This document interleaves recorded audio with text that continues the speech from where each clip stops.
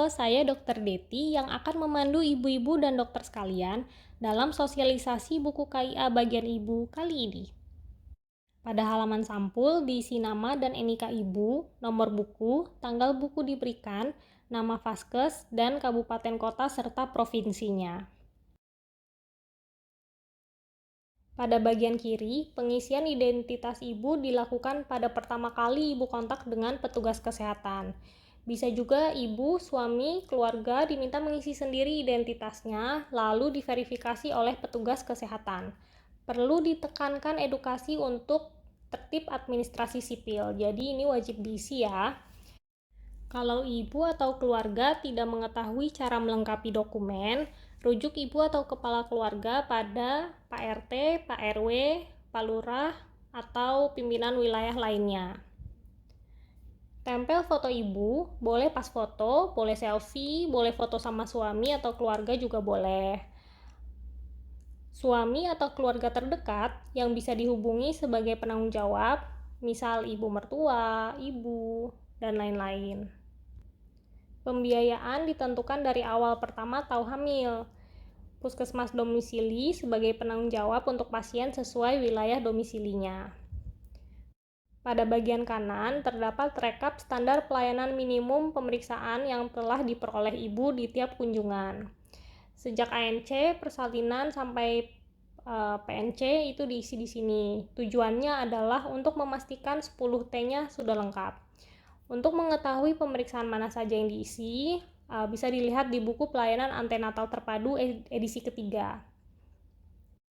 Untuk PPIA, yaitu Program Pencegahan Penularan Ibu ke Anak atau triple eliminasi, urutannya adalah HIV, sifilis, kemudian hepatitis B. Tenaga kesehatan membubuhkan paraf sesuai jenis pelayanan yang telah diberikan. Jadi bukan diisi hasil pemeriksaan, hanya cukup paraf saja. Untuk rujukan diisi jika ada.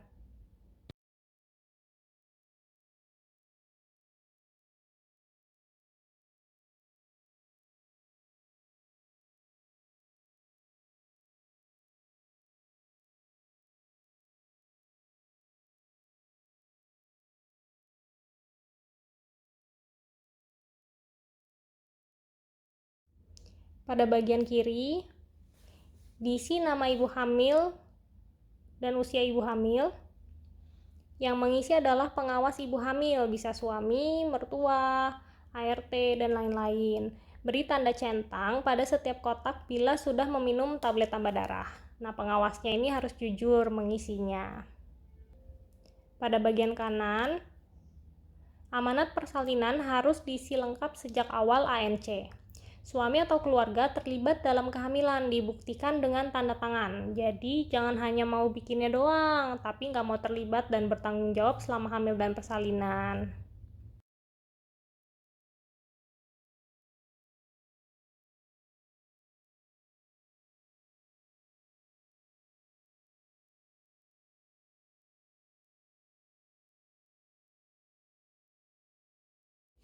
Pada bagian kiri, untuk menurunkan AKI dan AKB, penting untuk mendeteksi masalah obstetri dan non-obstetri pada ibu hamil oleh dokter agar dapat dilakukan rujukan dini terencana. Pelayanan dokter trimester 1 dengan usia kehamilan kurang dari 12 minggu atau pada kontak 1, boleh oleh dokter umum, boleh oleh dokter spesialis, yang penting diisi dalam bukunya. Bertujuan melihat riwayat kesehatan ibu selama menjalani kehamilannya, baik riwayat kesehatan sebelumnya maupun riwayat kesehatan saat ini, agar tahu resiko yang mungkin terjadi. Contoh, ibu hamil dengan obesitas beresiko untuk melahirkan bayi dengan kelainan kongenital. Nama dokter dan vaskes yang melakukan K1, isi tinggi badan, berat badan sebelum hamil, dan IMT. Dengan rumus IMT-nya itu adalah berat badan dalam kilogram dibagi tinggi badan dalam meter kuadrat. Sebenarnya IMT pasien ini overweight. Obesitas itu lebih dari 30. Tapi karena kolom tidak tersedia, maka kita isi obesitas saja. Lain-lain diisi sesuai hasil anamnesis atau PEMFIS. Lingkari riwayat penyakit keluarga dari ayah, ibu, kakek, nenek, atau saudara yang memiliki hubungan darah. Catatan, pemeriksaan inspekulo wajib dilakukan ya. Pada bagian kanan, diisi hasil pemeriksaan fisik head to toe. USG dasar terbatas oleh dokter umum juga diisi dengan catatan bahwa DJJ hanya diisi plus atau minus, atau ada atau tidak perlu diisi berapa kali per menit. Bila di puskesmas tidak ada USG, bisa diisi oleh dokter kandungan. Untuk H itu HIV, untuk S itu sifilis. Untuk menulis kesimpulan diisi dengan G sekian, P sekian, A sekian, hamil, kehamilan normal atau kehamilan berkomplikasi. Didapatkan masalah kesehatan, bla bla bla. Sebutkan misalnya anemi, kek, obesitas, preeklamsi, TB paru, dan lain-lain. Untuk bagian rekomendasi, menjelaskan apakah ANC-nya dapat dilakukan di FKTP atau konsultasi ke dokter spesialis atau rujuk ke FKRTL.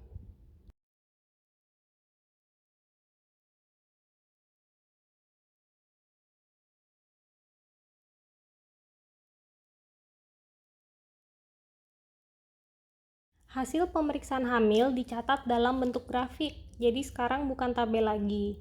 Di sini grafiknya pengisiannya mirip dengan partograf atau KMS.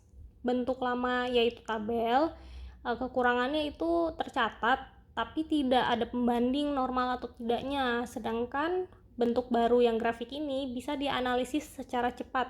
Begitu dilihat sekilas, kita bisa menarik kesimpulan. Untuk yang mengisi adalah siapapun yang memberi pelayanan, bisa bidan, bisa dokter umum, bisa dokter kandungan, dokter penyakit dalam, dan sebagainya. Pada grafik ini dilakukan pencatatan hasil pemeriksaan bidan yang penting saja, yang penting untuk dipantau, yaitu DJJ, TFU, tekanan darah, nadi, mean arterial pressure atau MAP, serta hasil lab. Untuk hal-hal lain, itu dianggap tidak terlalu penting sehingga tidak perlu dituliskan dalam buku KIA. Untuk grafik ini dicatat mulai usia kehamilan 12 minggu, dan apabila pasien datang sebelum itu, kita cukup tulis dalam rekam medis kita dan tidak perlu dicatat pada buku KIA, sehingga buku KIA fungsinya benar-benar yang esensial saja. Pada bagian kanan, kenapa diberi warna-warni? Karena kotak pada grafiknya ini melenceng, jadi tidak pas sejajar. Jadi hati-hati dalam mengisi, harus dihitung secara manual nih, digesernya berapa banyak. Jadi ini bagian yang diwarnai ini harus diingat-ingat ya. Patokannya itu usia 20 minggu itu setelah garis tebal pertama yang warna krem. Nah, sisanya setelah 20 minggu atau sebelum 20 minggu itu kita urutin. Contohnya 19 minggu dan 21 minggu itu sebelum dan sesudah 20 minggu yang warna kuning. Lalu yang hijau itu 18 dan 22 minggu, yang biru neon itu 17 dan 23 minggu, dan seterusnya diurutkan.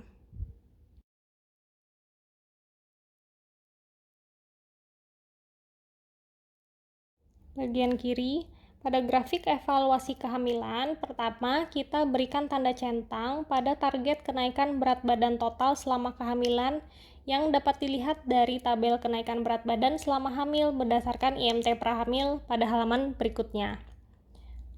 Lalu kita akan coba pindahkan hasil pemeriksaan kita dari kartu ibu yang bentuknya tabel ke grafik evaluasi kehamilan ini.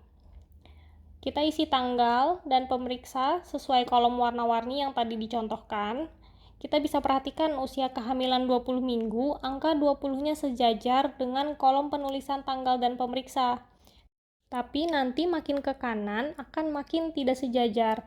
Jadi harus dicocokkan dengan dihitung manual seperti garis warna-warni yang tadi sudah saya contohkan. Untuk DJJ tandanya X, untuk TFU tandanya O. Ini TFU dalam sentimeter ya, jadi bukan lagi hitungan jari. Dan pengukuran TFU ini dilakukan mulai usia kehamilan 20 minggu. Untuk nilai DJJ dan TFU yang menyimpang dari normal, segera lakukan rujukan. Pada usia kehamilan 26 minggu, didapatkan DJJ 148 kali per menit. ini masih normal, dan TFU-nya 21 cm. Di sini di bawah grafik normal. Pada usia kehamilan 32 minggu, 34 minggu, dan 35 minggu, perhatikan kolom penulisan karena melenceng dari angka di usia gestasinya. DJJ-nya terlihat normal, tapi semua pemeriksaan TFU didapatkan hasil di bawah grafik semua. Kalau kita mengisi dalam bentuk tabel seperti buku sebelumnya, kita hanya mencatat saja, dan sampai akhir kehamilan pun kita tidak lakukan rujukan. Kalau kita sudah mengaplikasikan grafik ini, dari usia 26 minggu, seharusnya kita bisa langsung deteksi bahwa ada kelainan dan bisa dilakukan rujukan dini. Pada bagian kanan, nadi ibu dihitung selama 1 menit dan ditandai dengan tanda titik. Tekanan darah sistolik ditandai dengan tanda panah ke atas dan diastolik ditandai dengan tanda panah ke bawah. Tandai perhitungan MAP pada grafik dengan tanda segitiga. Apabila MAP lebih dari 90, maka resiko preeklamsi akan meningkat dan kita harus melakukan rujukan. Catatan, rumus di buku ada ralat, harusnya garis pembagi ditarik sampai huruf S. Untuk gerakan bayi, mulai dari kehamilan 30 minggu, tanyakan apakah gerakan bayi aktif. Beri tanda positif atau plus bila gerakan bayi aktif, yaitu lebih dari 10-12 kali dalam waktu 12 jam. Bila bayi bergerak tapi kurang dari 10 kali dalam 12 jam, beri tanda plus minus dan lakukan rujukan. Bila tidak ada gerakan sama sekali, beri tanda negatif atau minus dan lakukan rujukan segera. Urin protein dilakukan minimal dengan menggunakan dipstick dan beri tanda pada kolom yang tersedia apakah minus, plus 1, plus 2, dan seterusnya. Urin reduksi dilakukan minimal dengan menggunakan dipstick. Hemoglobin tulis kadar Hb, kalsium dan aspirin pada ibu hamil dengan resiko preeklamsi maka diberikan kalsium 1.500 gram per hari dan aspirin 80 mg per hari. Tuliskan tanda positif atau plus apabila ibu mendapatkan terapi kalsium dan atau aspirin. Ini contoh pemeriksaan dari tabel di kartu ibu yang kita pindahkan ke grafik.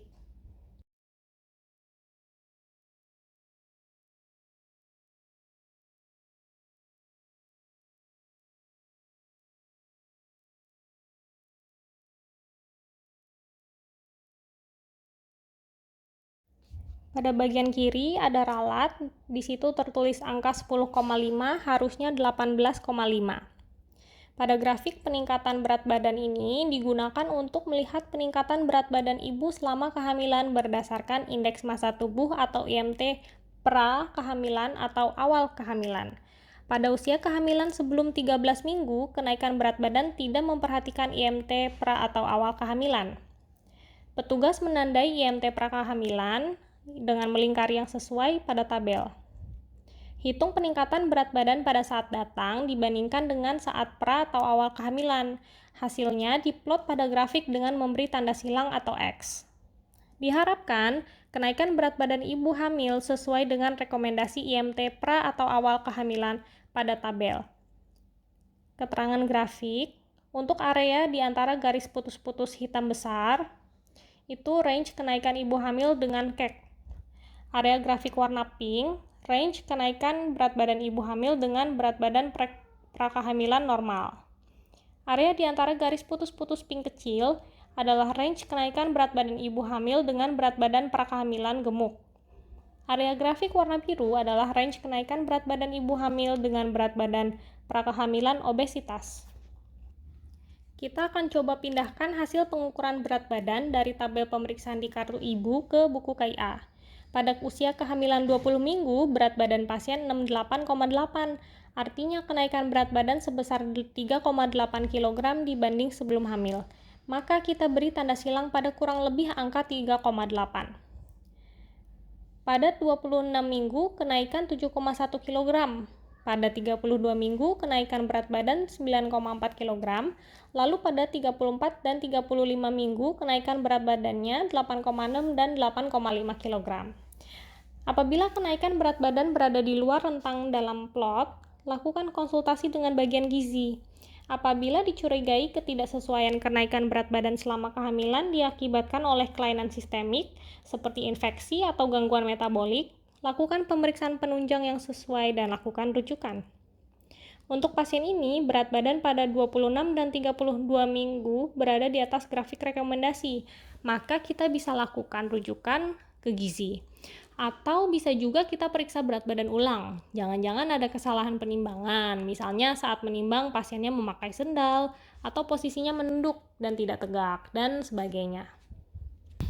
Pada bagian kanan, kenapa screening preeklamsi itu penting?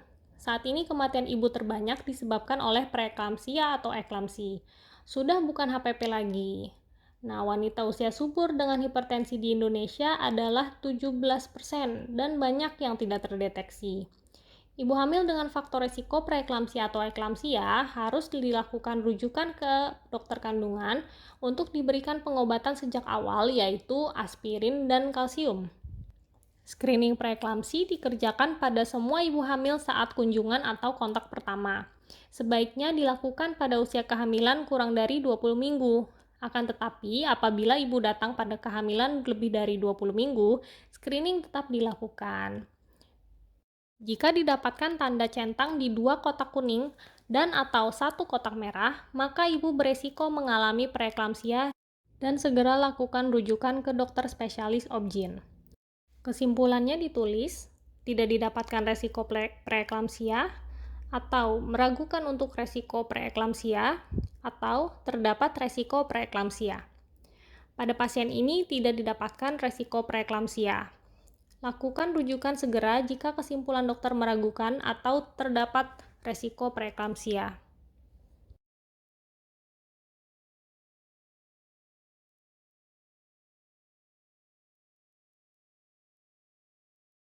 Bagian kiri, lembar pemeriksaan dokter TM3 bertujuan untuk mengetahui kondisi kehamilan ibu dan merencanakan tempat persalinan.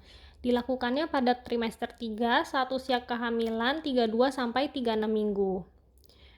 Lingkari dan isi sesuai pemeriksaan fisik, USG, dan lab. Apabila rencana persalinan ada di zona merah, ibu harus melahirkan di rumah sakit. Pastikan kembali rencana kontrasepsi, karena bisa saja pilihan pasien berubah dibandingkan rencana pada trimester 1. Jangan lupa edukasi ulang untuk pilihan metode kontrasepsi jangka panjang yaitu implan, IUD, atau steril bila ada indikasi. Tuliskan kesimpulan G sekian, P sekian, A sekian, hamil sekian minggu, tidak didapatkan penyulit pada kehamilan saat ini, atau didapatkan masalah kesehatan atau komplikasi berupa ... Disebutkan apa saja masalah atau komplikasinya. Untuk rekomendasi, apakah dirujuk untuk melahirkan di FKRTL atau dilakukan konsultasi ke dokter spesialis untuk menentukan tempat persalinan. Pada bagian kanan, pemeriksaan dokter spesialis diisi dengan format SOAP. Ini boleh diisi oleh dokter spesialis kandungan, penyakit dalam, anestesi, spesialis gizi klinik, dan lain sebagainya. Pada kesimpulan dituliskan kehamilan normal, kehamilan dengan penyulit, dan rekomendasi diisi bersalin di FKTP atau FKRTL.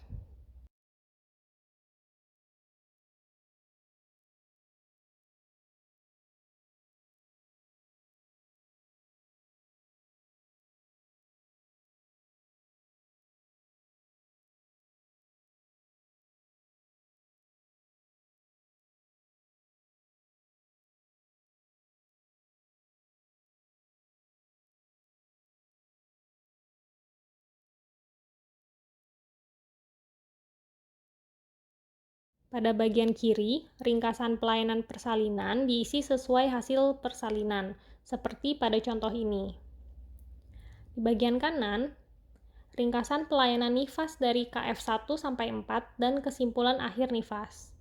Pengisian sesuai alur pada buku pedoman postnatal care.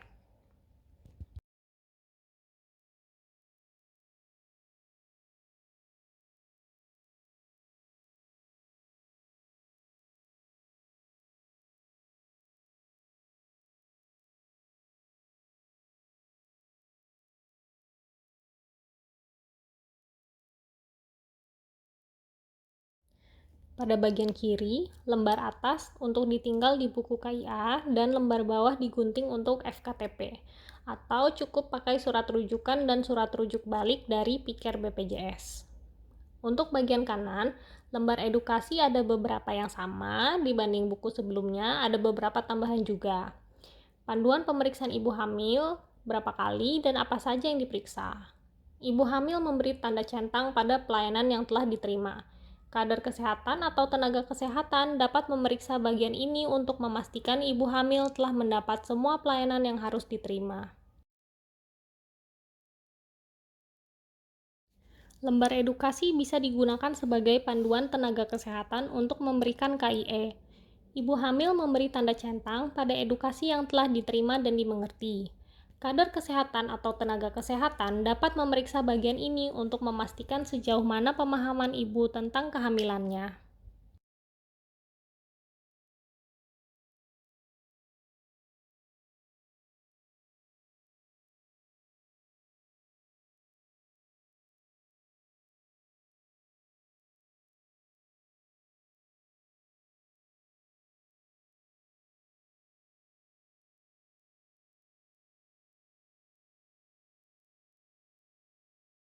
Tenaga kesehatan atau kader memberikan apresiasi terhadap ayah dan ibu karena telah memenuhi hak kesehatan ibu selama hamil, bersalin, dan nifas, sehingga ibu selamat dan bayi lahir dengan sehat. Tenaga kesehatan atau kader memberikan informasi bahwa ayah, ibu, dan keluarga dapat menuliskan kesan, memberikan pesan, dan atau harapan bagi anak untuk kemudian hari. Buku KIA dapat diberikan kepada anak sebagai tanda kasih sayang dari orang tua.